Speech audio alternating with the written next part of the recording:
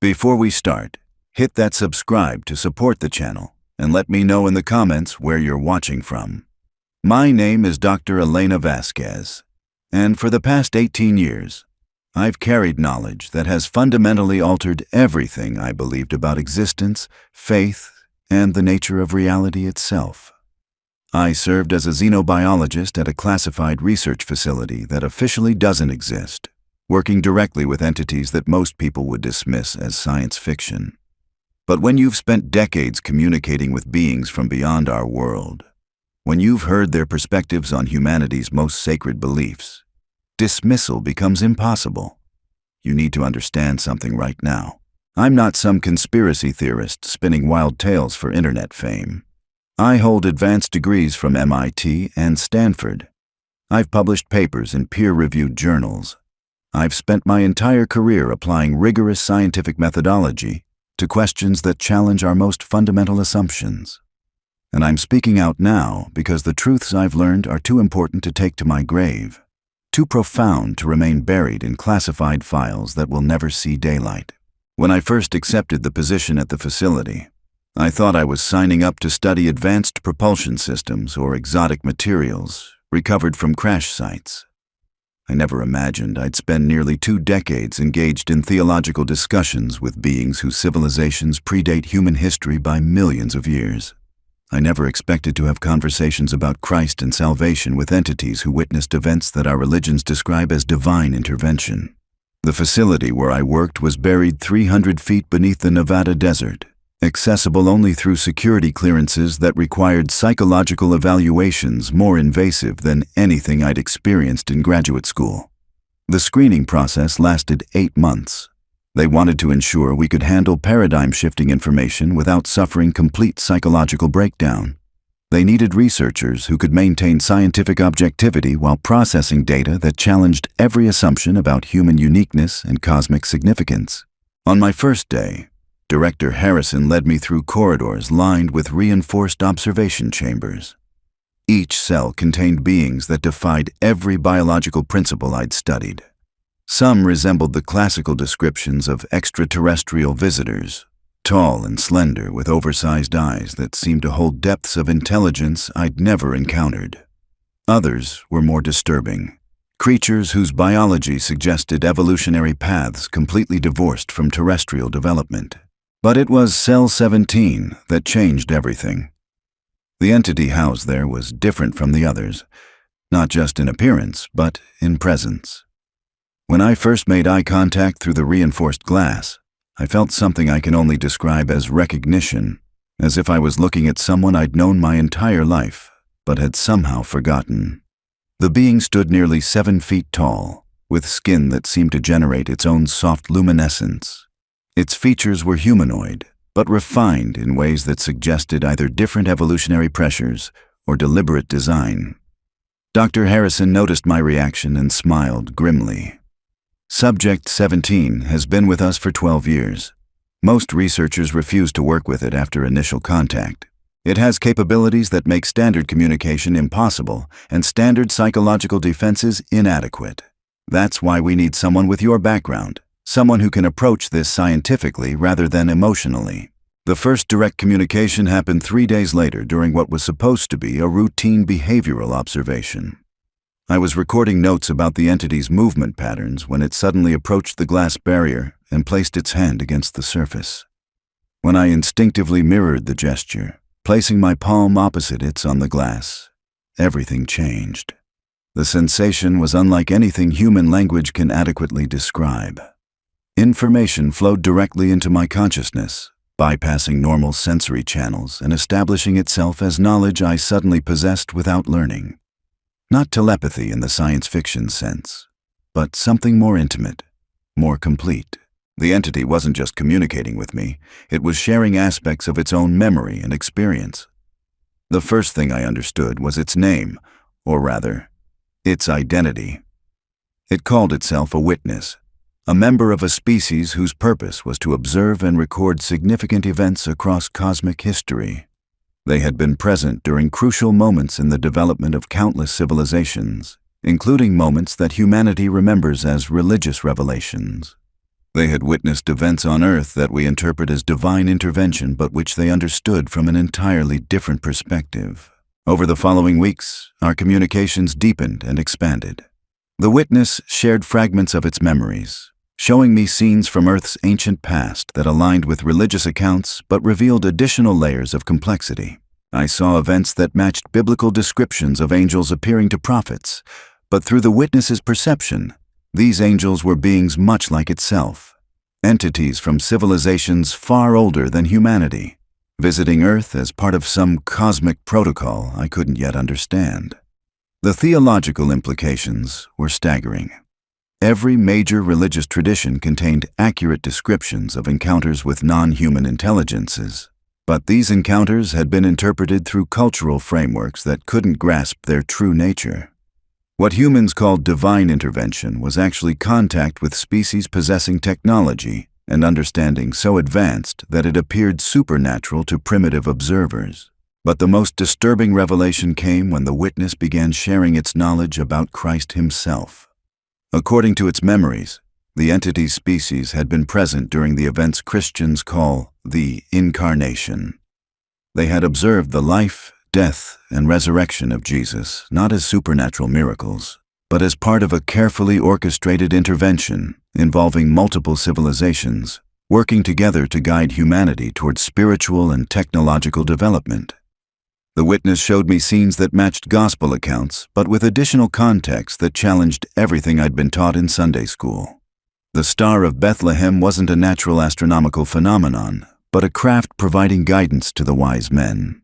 The angels who appeared to shepherds weren't purely spiritual beings, but representatives of advanced civilizations, announcing an event of cosmic significance.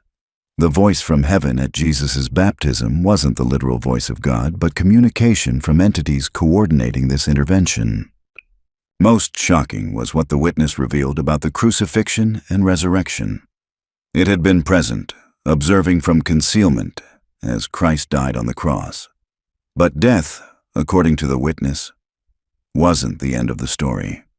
The resurrection was real, but it involved technology beyond human understanding, methods of preserving consciousness and reconstructing biological forms that appeared miraculous to first-century observers.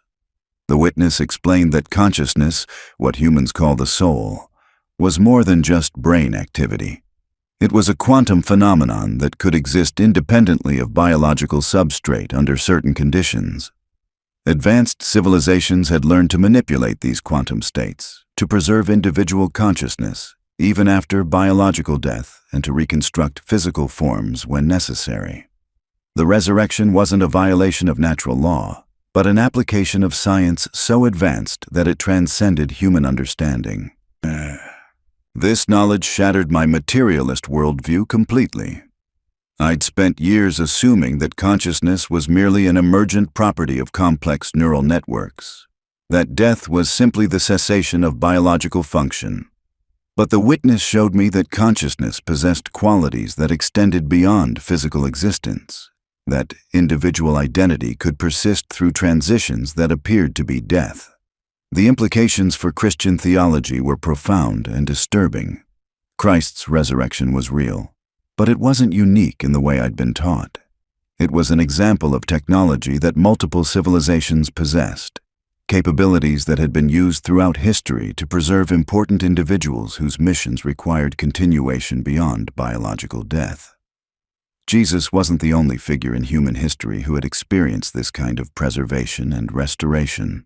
But the witness wasn't finished revealing truths that would challenge everything I thought I knew about faith, salvation, and the ultimate destination of human consciousness. What it showed me next about the nature of heaven and hell would force me to completely reconstruct my understanding of divine judgment and eternal consequence. The entity moved closer to the glass barrier, its luminescent skin brightening as it prepared to share memories that would reveal the true nature of what religions call the afterlife. The witness's next revelation began with images that initially brought comfort, then gradually transformed into something far more complex and unsettling. I saw what appeared to be the classical depiction of paradise, realms of indescribable beauty where consciousness existed in states of perfect peace and understanding. But as the entity shared more of its memories, I began to grasp that these destinations weren't supernatural rewards dispensed by divine judgment. They were actual locations, dimensional spaces created and maintained by civilizations so advanced that they had transcended physical existence millions of years ago. What humans interpreted as heaven was a collective consciousness network, a vast repository where individual awareness could merge with something infinitely larger while retaining personal identity. The witness showed me beings who had completed their physical evolutionary cycles, entities whose consciousness had been integrated into this cosmic collective while maintaining their unique perspectives and experiences. It was simultaneously individual and universal, personal and infinite. The process wasn't automatic or guaranteed. Entry into these elevated states required specific developments in consciousness, particular qualities that had to be cultivated during physical existence. The witness revealed that every religion on earth contained fragments of instructions for achieving these necessary developments. Christianity emphasized love and sacrifice. Buddhism focused on compassion and detachment.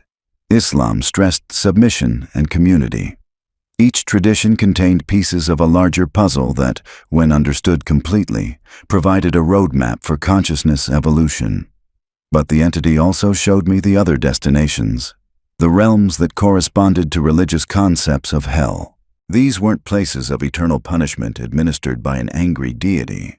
They were quarantine dimensions, spaces where consciousness that had developed destructive or parasitic qualities were isolated to prevent contamination of the broader cosmic community. Beings whose awareness had become so focused on domination, exploitation, or destruction that they posed threats to collective harmony were contained in these dimensional pockets until they could develop beyond their destructive patterns. The witness explained that consciousness was fundamentally creative force, capable of shaping reality through focused intention. Entities whose consciousness had become aligned with creation, growth, and harmony naturally gravitated toward integration with the cosmic collective. But consciousness focused on destruction, manipulation, or predation created discord that threatened the stability of higher dimensional realms. These destructive patterns had to be contained and gradually transformed through isolation and reflection. What disturbed me most was learning that this sorting process wasn't based on specific religious beliefs or denominational affiliations. The cosmic collective evaluated consciousness based on its developmental level, not its theological positions. A Buddhist who had cultivated genuine compassion might achieve integration, while a Christian who used faith to justify hatred or violence might find themselves in quarantine dimensions. The determining factors were the actual qualities of consciousness, not the religious labels or doctrinal beliefs. This revelation demolished my understanding of salvation as I'd been taught it. The idea that accepting Christ as Savior guaranteed eternal paradise while rejecting Him ensured eternal damnation was revealed as a massive oversimplification. Salvation, according to the witness, was consciousness development, the gradual evolution of awareness toward qualities that aligned with cosmic harmony. Christ's teachings provided one pathway toward this development, but they weren't the only pathway. And simply believing in Christ without embodying His message of love and sacrifice wasn't sufficient. The witness showed me humans throughout history who had achieved consciousness integration through various spiritual traditions.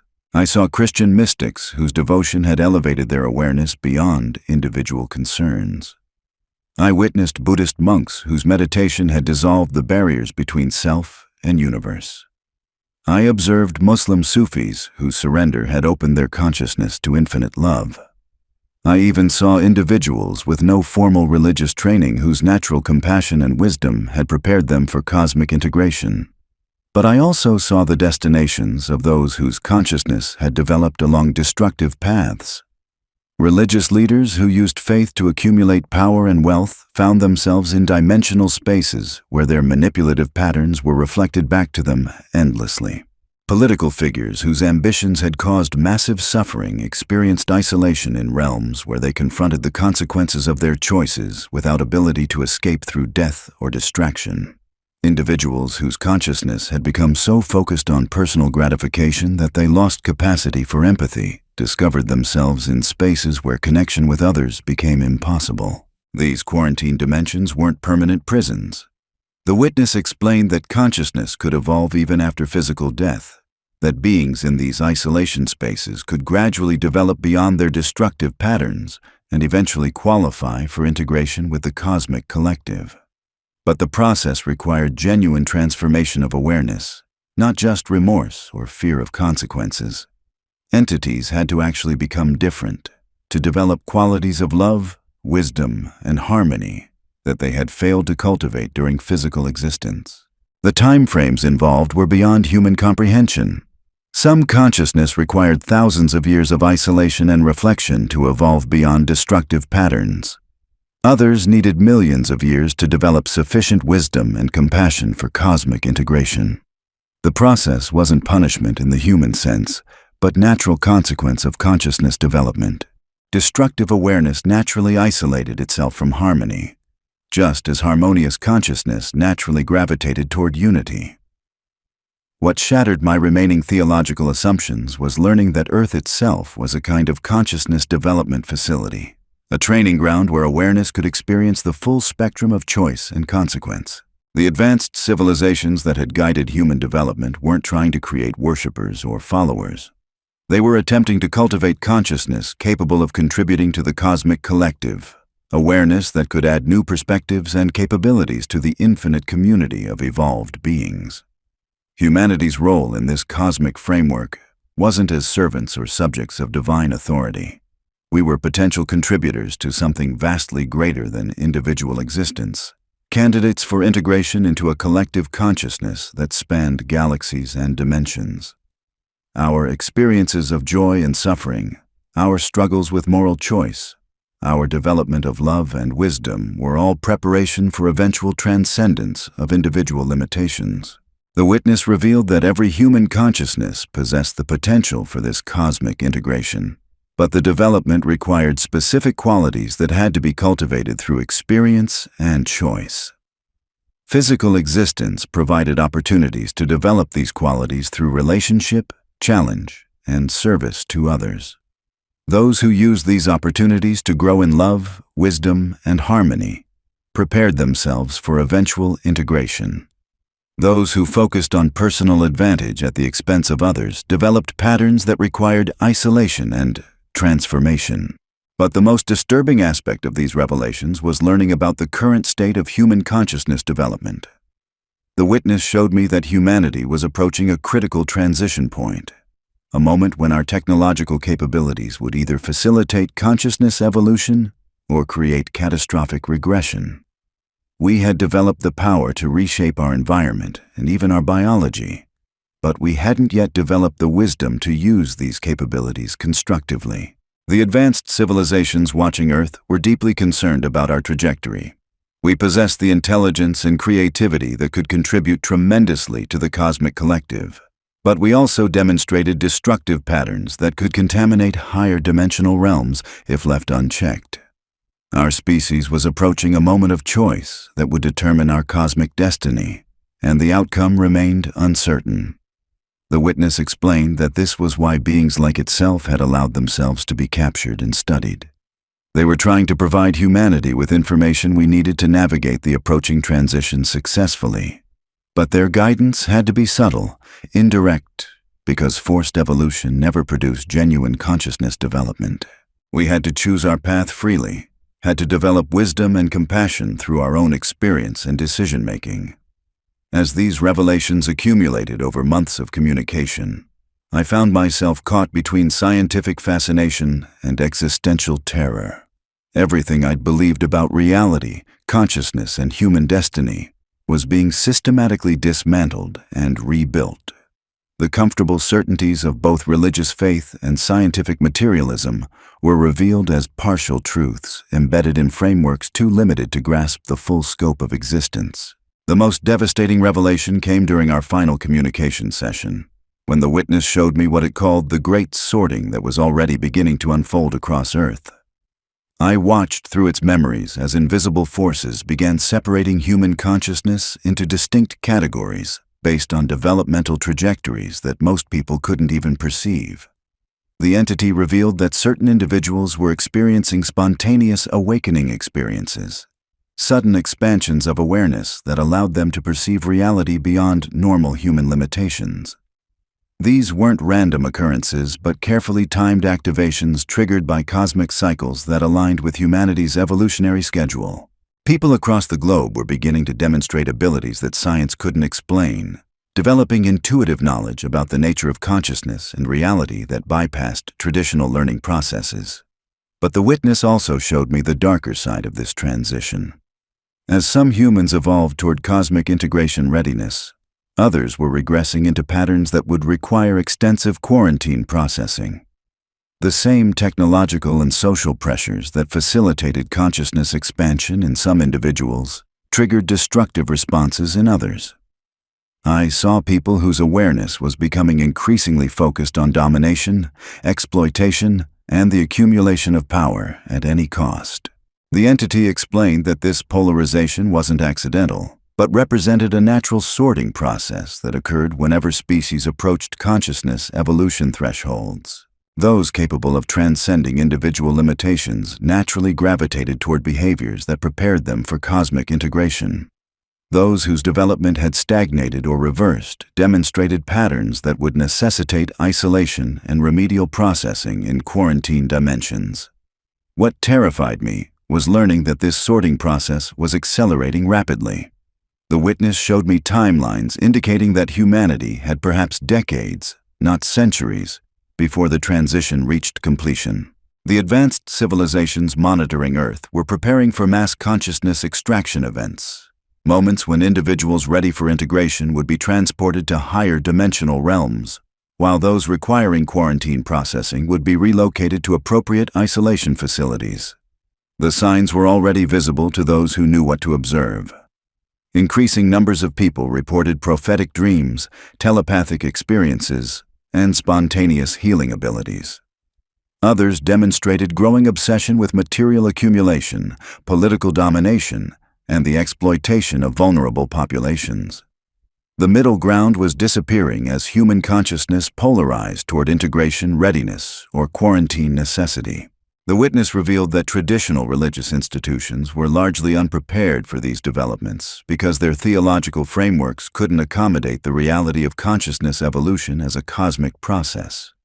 Most church leaders interpreted awakening experiences as either divine blessing or demonic deception, unable to grasp that consciousness development transcended denominational boundaries and doctrinal positions.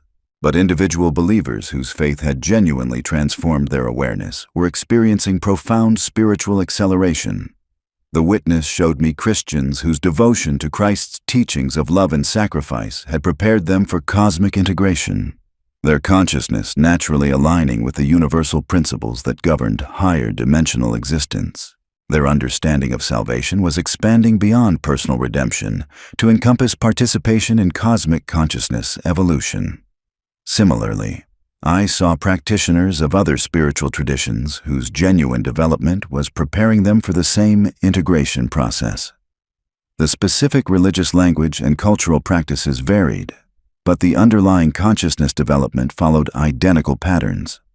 Compassion, wisdom, selfless service, and transcendence of ego-driven desires characterized all individuals approaching integration readiness regardless of their theological backgrounds.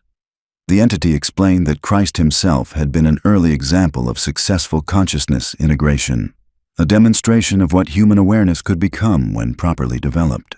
His teachings weren't unique among world religions because other advanced beings had provided similar guidance to different cultures throughout history. The consistent themes across spiritual traditions reflected universal principles governing consciousness evolution, not the exclusive revelation of any single deity or prophet. This understanding revolutionized my perspective on interfaith dialogue and religious pluralism. The witness revealed that arguments about theological correctness were largely irrelevant to consciousness development.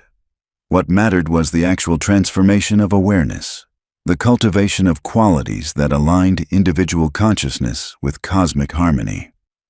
Doctrinal disputes and denominational competition actually hindered spiritual development by focusing attention on intellectual positions rather than experiential growth. But the most disturbing aspect of these revelations was learning about the entities working to prevent human consciousness evolution. The witness showed me beings whose own development had become so focused on power and control that they actively interfered with species approaching integration thresholds. These parasitic consciousness had learned to manipulate developing civilizations, encouraging destructive patterns that would ensure large populations required quarantine processing rather than integration.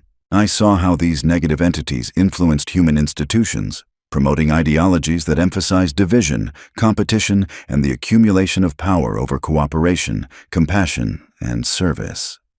They worked through individuals whose consciousness had become aligned with destructive patterns, amplifying tendencies toward exploitation and domination while suppressing impulses toward love and wisdom.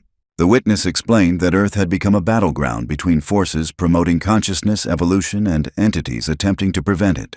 Humans approaching integration readiness found themselves targeted by influences designed to trigger fear, hatred, and spiritual regression.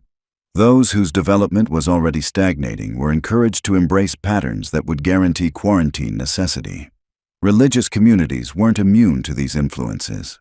The witness showed me how negative entities manipulated spiritual organizations, promoting rigid fundamentalism that emphasized judgment and exclusion over love and acceptance.